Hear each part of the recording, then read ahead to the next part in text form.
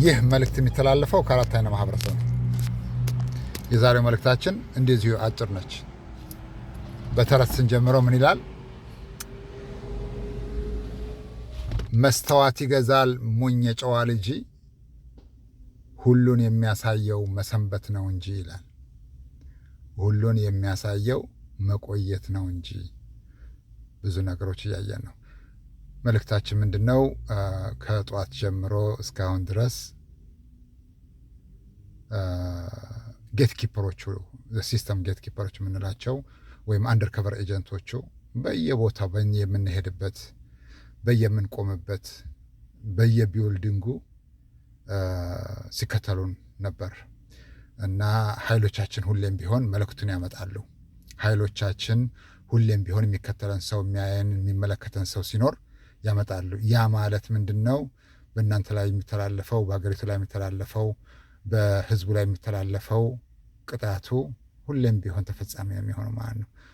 እንደዚሁ እንንገራችሁ ብለን ነው። ዳት ሚንስ እኛን እንደ ዜጋ ሳያዩ፣ እኛን እንደ ማህበረሰብ ሳያዩ፣ እኛን እንደ ማንኛውም ሰው እንደ ነዋሪ ሳያዩ በአንድም ሆነ በሌላ መንገዱ እኛ we believe that this comes from the government. That's why we always warning, if you get paid by the taxpayer money, when you make a mistake, that means the country will pay the price. The country will pay the price. That means the nation will pay the price. That's what we always warning. እና ሁሌ እንላለን በዚህ ነገር ውስጥ እጃቸው ያለበት በአንድም ሆነ በሌላ መንገዱ መንግስት ነው እጅ ነው የሚኖርበት፣ በአንድም ሆነ በሌላ መንገዱ። ያ ማለት ህዝቡና አገሪቱ ዋጋ ትከፍላለች። አሁንም ራሱ እንኳን ዋጋ እየከፈለች ነው። እንደዚችን ነገር ለመናገር ነው። that means they didn't stop following us wherever we go, wherever we pull over, whatever on our work this morning. We were not working well. That means there was some racism, systemic racism or discrimination was involved one way or another. The last 5 days we didn't make money. That means the whole thing will collapsed.